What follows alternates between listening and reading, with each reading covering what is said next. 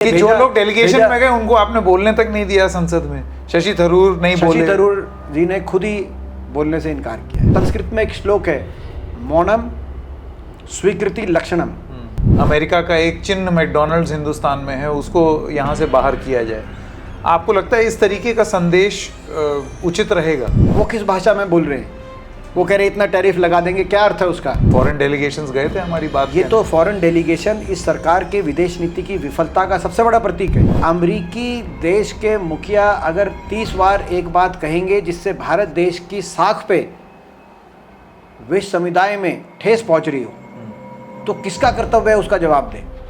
उनका जो स्पीच थी उसमें उनका ये कहना है कि ये ख़त्म नहीं हुआ है, ऑपरेशन सिंदूर अभी भी जारी है। ये तो हमने इसलिए रोका क्योंकि वो लोग गिड़गिड़ा रहे थे। युद्ध विराम था, वो युद्ध विराम ही नहीं था, हमारे देशवासियों के भावनाओं पे भी विराम लगाने का कार्य किया गया।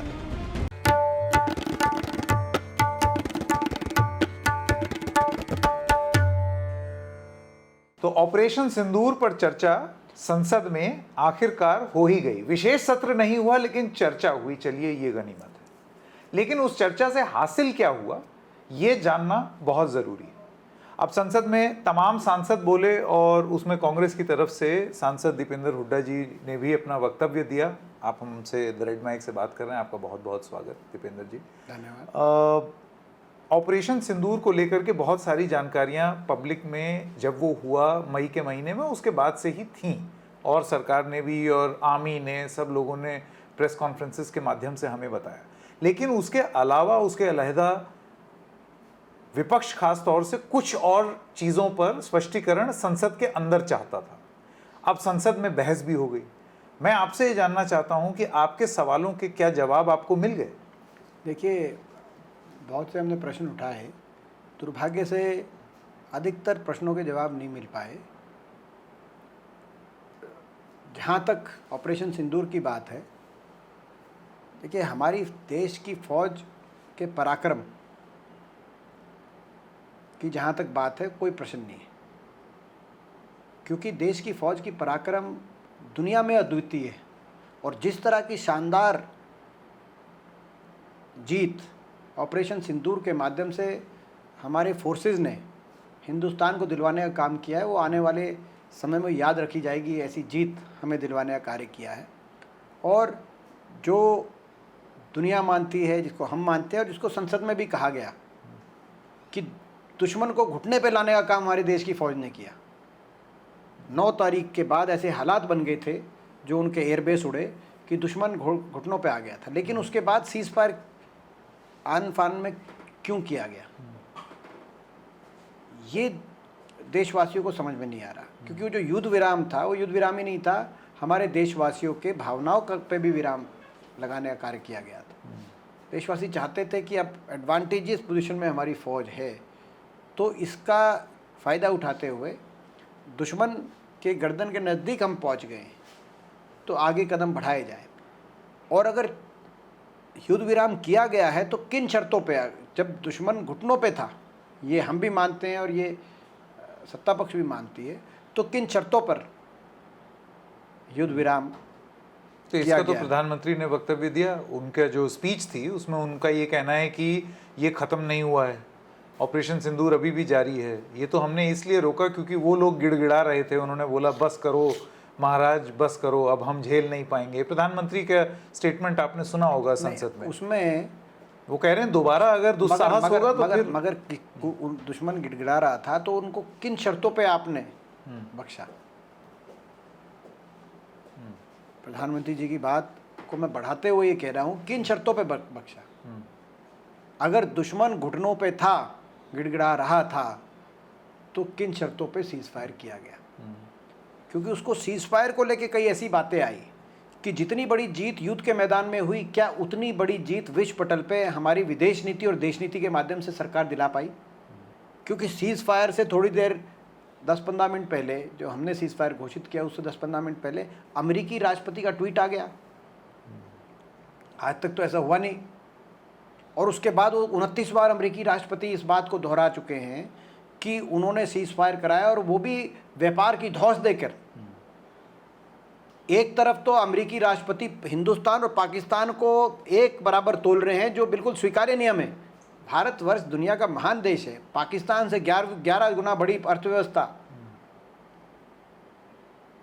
पाकिस्तान जिसका ट्रैक रिकॉर्ड आतंकवादियों को पोषित करने वाला रहा है, और हम तो आतंकवादियों के पीड़ित देश हैं। ऐसे में पाकिस्तान और हिंदुस्तान को बराबर का तोलना, पाकिस्तान के जो आतंकवादियों के सरगना आसिफ मुनीर को अपने वाइट हाउस में अमेरिका में बुलाना, उनको भोजन देना, दावत देना, और आसिफ मुनीर का ये कहना कि ट्रंप को नोबेल पीस प्राइज़ दिया जाए। केवल इजराइल और पाकिस्तानी तो नोबेल पीस प्राइज़ मांग रही हैं ट्रंप के लिए। तो देश की विदेश नीति कहाँ पे रह गई यहाँ? तो नहीं, तो इस पे तो स्टेटमेंट है। फिर मैं प्राइम मिनिस्टर के स्टेटमेंट का हवाला देना चाहता हूं, जिसमें वो ये कह रहे हैं कि किसी भी देश ने हमको मजबूर नहीं किया कोई भी समझौता करने के लिए। The PM in his speech said no one has asked India to back down. ये आज वाइडली रिपोर्टेड भी है, कल की उनकी स्पीच भी है। देखिए, तो संसद में उन्होंने ये स्पष्ट कर दिया है कि हमारे ऊपर दबाव नहीं था। देखिए, जब अमेरिकी राष्ट्रपति 30 बार कह रहे हैं कि हमने व्यापार की धौंस देके सीज फायर कराया, तो क्या भारत देश के प्रधानमंत्री जी को उनका जवाब नहीं देना चाहिए? अमेरिकी मुखिया, हम ये तो नहीं अस्वीकार कर सकते कि वो दुनिया के प्रमुख देशों में एक अमेरिका का भी नंबर। अमेरिकी देश के मुखिया अगर 30 बार एक बात कहेंगे जिससे भारत देश की साख पे विश्व समुदाय में ठेस पहुंच रही हो, तो किसका कर्तव्य है उसका जवाब दे? हमारे देश के मुखिया का कर्तव्य है कि उनकी बात अखंडन हो, नाम लेकर उनकी बात, बिल्कुल, वो हर बार नाम ले रहे हैं, वो हर बार नाम ले रहे हैं। अमेरिकी राष्ट्रपति हर बार भारत का, पाकिस्तान का, आसिफ मुनीर का, हमारे प्रधानमंत्री जी का नाम ले रहे हैं और खुल के कह रहे हैं, बेरोक टोक कह रहे हैं, खुल के कह रहे हैं। बार बार संस्कृत में एक श्लोक है, मौनम स्वीकृति लक्षणम। अगर आप मौन रह जाओगे तो विश्व समुदाय क्या संदेश जाएगा विश्व समुदाय तो आपको लगता है जो संदेश अभी दिया है विश्व समुदाय में जो संदेश जाएगा, क्या वो संदेश आपको स्वीकार्य है? नहीं, तो अभी भारत देश की जो एक स्वतंत्र देश नीति रही है, भारत देश की जो एक साख है दुनिया में, क्या उस साख पर प्रश्न चिन्ह नहीं उठ रहे? इसीलिए मेरा सवाल ये है कि जब प्रधानमंत्री का ये कहना है कि किसी ने हमको बाध्य नहीं किया कोई भी फैसला लेने पर, तो आपको लगता है कि ये इतना कह देना काफी नहीं है? उन्होंने नाम नहीं लिया डोनाल्ड ट्रंप का, पर ये कहा किसी ने भी हमारे ऊपर प्रेशर नहीं डाला। आप स्वयं बताइए कि क्या दुनिया के देश इस बयान को मान लेंगे? ये बात दुनिया में हिंदुस्तान की साख की हो रही है, कोई संसद में किसी दल के पक्ष की नहीं हो रही, ये देश की पक्ष की हो रही है। और देश हमेशा हर दल से बड़ा होगा, ये आप समझ लीजिए। दुनिया में एक बात हो रही है और दुनिया में एक संदेश जा रहा है कि डोनाल्ड ट्रंप बार बार एक बात कह रहे हैं और उसको कोई चैलेंज नहीं किया जा रहा हमारे देश के मुखिया द्वारा। और दूसरी ओर आसिफ मुनीर उनके साथ दावत पे बैठे हैं। आसिफ मुनीर और डोनाल्ड ट्रंप मिलकर जश्न मना रहे हैं, वो उनको नोबेल पीस प्राइज़ के सर्टिफिकेट दे रहे हैं, और वो कह रहे हैं, अमेरिका के जनरल कह रहे हैं कि पाकिस्तान से बढ़िया कोई आज तक काउंटर टेररिज्म में कोई और उनका साथी नहीं है। और बार बार ट्रंप कह रहे हैं मैंने करा दिया, IMF का बेलआउट भी मिला पाकिस्तान को, उनके साथ बैठ के कह रहे हैं मैंने करा दिया, और आप चुप हो। मतलब तो नाम लेके बोलना चाहिए। बिल्कुल, देश की साख विश्व समुदाय में बनी रहे, इसलिए आवश्यक है कि प्रधानमंत्री जी बोलें, डोनाल्ड ट्रंप ऐसे नाम लेके बोले, वो खुल के कहें। अच्छा, कहें कि अमेरिकी राष्ट्रपति जी की जो बात है वो असत्य है और वो हमारे देश को स्वीकार्य नहीं है, और ये भी कहें कि कितना ही कोई व्यापार हो और कितना ही कोई व्यापारी हो, हमारी बहन बेटियों के सिंदूर का सौदा किसी व्यापार से नहीं किया जा सकता। अब ये जो व्यापार वाली बात है, इसमें मैंने आपकी स्पीच सुनी जिसमें आप मैकडॉनल्ड्स ले आए। आपका ये कहना था कि भाई वो मैकडॉनल्ड्स, अगर वो लोग बाज नहीं आते हैं, अमेरिका का एक चिन्ह मैकडॉनल्ड्स हिंदुस्तान में है, उसको यहाँ से बाहर किया जाए। आपको लगता है इस तरीके का संदेश उचित रहेगा? क्यों नहीं रहेगा? वो किस भाषा में बोल रहे हैं? वो कह रहे इतना टैरिफ लगा देंगे, क्या अर्थ है उसका? कि वो अमेरिकी बाजार से किसी किसी चयनित करके देशों को कह रहे हैं कि आपका ये प्रोडक्ट नहीं आएगा, आपका ये प्रोडक्ट नहीं आएगा, वो ये इसी भाषा में बात कर रहे हैं। तो मैंने यही कहा कि या तो उनकी बोलती बंद कराई जाए, क्योंकि वो अपने राष्ट्रपति होंगे अमेरिका के, मगर हिंदुस्तान के स्वाभिमान की बात आएगी तो उसमें समझौता नहीं कर सकते। हमारे कुछ नहीं लगते, अमेरिका के राष्ट्रपति होंगे। आपको याद होगा अमेरिकी राष्ट्रपति निक्सन ने कहा था कि बांग्लादेश की तरफ अगर आपने अपनी फौज भेजी तो 20 दिन में हमारा 7वां लड़ाकू बेड़ा ढाका पहुंच जाएगा, जिसका जवाब तत्कालीन प्रधानमंत्री इंदिरा जी ने दिया था कि 20 दिन में ढाका में पहुंच तो जाओगे, लेकिन वहां पर पाकिस्तान की फौज नहीं दिखाई देगी, हिंदुस्तान की फौज आपके लड़ाकू बेड़े के स्वागत में दिखेगी। और ये वही अमेरिका है। और उस समय हम उतनी बड़ी आर्थिक शक्ति भी नहीं थे जितनी आज हैं। ये वही अमेरिका है जिसने जब हमें परमाणु परीक्षण से मना किया, तो चाहे वो इंदिरा जी के समय पहले परमाणु परीक्षण की बात हो, चाहे अटल बिहारी वाजपेयी जी के समय, जो हमारे दल से नहीं थे लेकिन वो देश की बात है इसीलिए उनका नाम भी ले रहा हूँ, चाहे दूसरे परमाणु परीक्षण की बात हो, दोनों बार हमारी देश की सरकार ने कहा कि हम आपके दबाव में नहीं आएंगे, आंख दिखाई और परमाणु परीक्षण किया। हिंदुस्तान एक विश्व शक्ति है।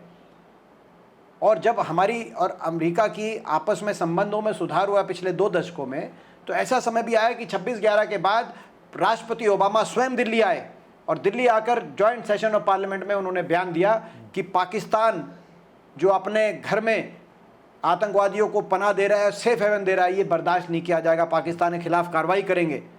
और FATF में ब्लैक लिस्ट किया पाकिस्तान को। पाकिस्तान की अर्थव्यवस्था चौपट हो गई उस वजह से। और आज वो पाकिस्तान, अमेरिका उसको हिंदुस्तान के बराबर तोल रहा है। बहुराष्ट्रीय संस्थान IMF, world bank, ADB Pakistan के लिए बड़े बड़े लोन पास कर रहे हैं। करेक्ट। जब टकराव चल रहा था उस दौरान हम उनको रोक भी नहीं पा रहे। तो ये क्या विदेश नीति है, क्या देश नीति है? और उसके बाद विदेश और देश नीति में कहाँ हम हैं वो भी आकलन बाद में, देश का स्वाभिमान पहले। उसके बाद अमेरिकी राष्ट्रपति हर दूसरे दिन इस तरह का बयान दे रहे हैं। क्या ये स्वीकार्य है?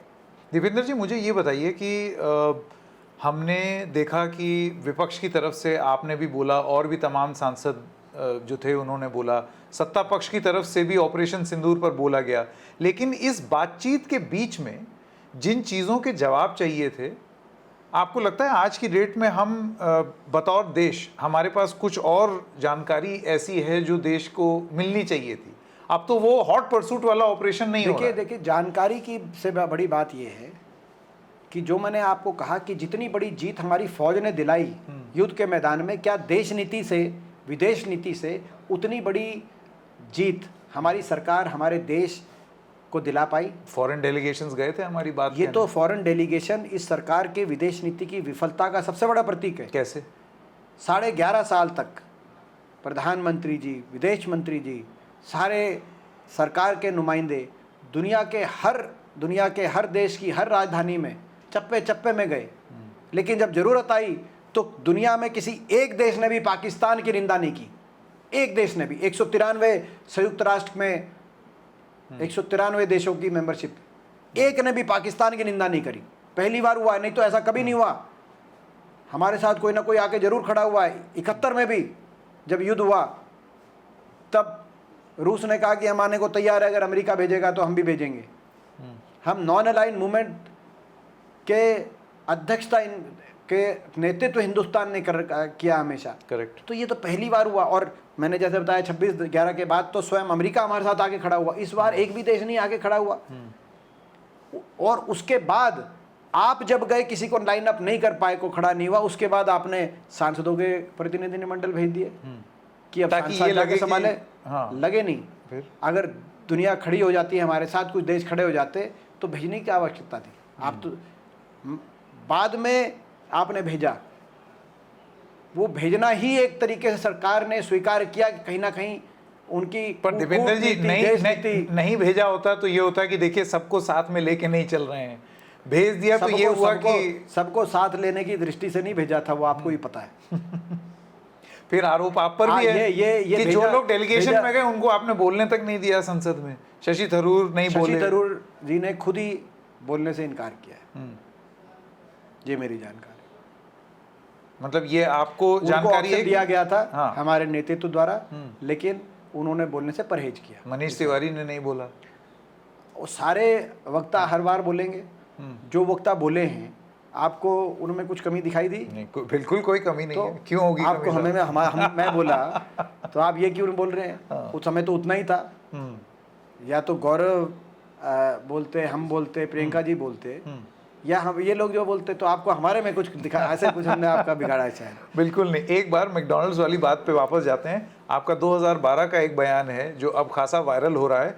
यहाँ तो आप मैकडॉनल्ड्स पे एकदम गरज रहे हैं और 2012 के बयान में आप ये कहते हुए संसद में दिखाई दे रहे हैं कि हमारे अम्बाला में आ जाए मैकडॉनल्ड्स तो उसको अच्छे अच्छे मोटे मोटे आलू मैंने इसलिए बोला क्योंकि सुषमा जी अम्बाला से, उन्होंने कहा था उस समय कि मैकडॉनल्ड को लंबे फ्राइज के लिए बड़े आलू चाहिए जो हिंदुस्तान में शायद नहीं उपलब्ध हों। आप फिर भी उनको बुला रहे हैं, ये बाहर से आलू बुलाएंगे, किसान का फायदा नहीं होगा। मैं शुरू से प्रो बिजनेस रहा हूँ, प्रो इन्वेस्टमेंट रहा हूँ, प्रो ओपन इकोनॉमी रहा हूँ। और आपने और हमारी वो पीढ़ी है जो लिबरलाइजेशन का जिस तरीके से इंडियन इकोनॉमी ओपन हुई, उसके जो फ्रूट्स हैं इंडियन इकोनॉमी के लिए, वो आपने और हमने देखे हैं। करेक्ट। और मैं पक्षधर हूँ। मैकडॉनल्ड एक आइकॉनिक अमेरिकन एंटरप्राइज है, अमेरिकन बिजनेस का एक सिंबल है। और उस समय भी मैकडॉनल्ड्स को लाने की बात जो मैंने कही थी वो इसलिए कही थी कि भाई हम इन्वेस्टमेंट के लिए ओपन हैं। और आज भी मैकडॉनल्ड्स को बंद कराने की बात मैंने इसलिए कही कि यदि अमेरिका हमारा सम्मान दुनिया के विश्व पटल पर नहीं रखता और डोनाल्ड ट्रंप व्यापार के अलावा कोई भाषा और समझ ही नहीं रहे, तो उनको उन्हीं की भाषा में जवाब दिया जाए। इतनी बड़ी अर्थव्यवस्था हिंदुस्तान की, कोई अमेरिकी कंपनी ऐसी है ही नहीं बहुराष्ट्रीय जिसने हिंदुस्तान में बड़ा निवेश ना किया हो। आज आप कह दो कि इनको बंद कराएंगे, जान ना निकल जाए अमेरिकी कॉर्पोरेट सेक्टर की। मैंने भी काम किया अमेरिका में। तो जो आपके पास लेवरेज है, चीन ने आंख दिखा दी अमेरिका को टैरिफ वॉर में, मेक्सिको ने आंख दिखा दी, ब्राजील ने आंख दिखा दी, अर्जेंटीना ने आंख दिखा दी। आप क्यों नहीं? किस बात का जवाब है? व्यापार का। कौन सा व्यापार, कौन सा व्यापारी? प्रश्न आतंकवाद पे वार का है, व्यापार का नहीं है। प्रश्न हमारे देश के स्वाभिमान और सम्मान का है और साहस का है, जो हमेशा बना रहना चाहिए। आज हम अपने आप में स्वतंत्र, इतनी बड़ी आर्थिक शक्ति हैं कि हम स्टैंड ले सकते हैं। जब नहीं भी थे तब भी स्टैंड ले रहे थे, तो आज तो ले ही सकते। दीपेंद्र जी बहुत बहुत धन्यवाद हमसे बात करने।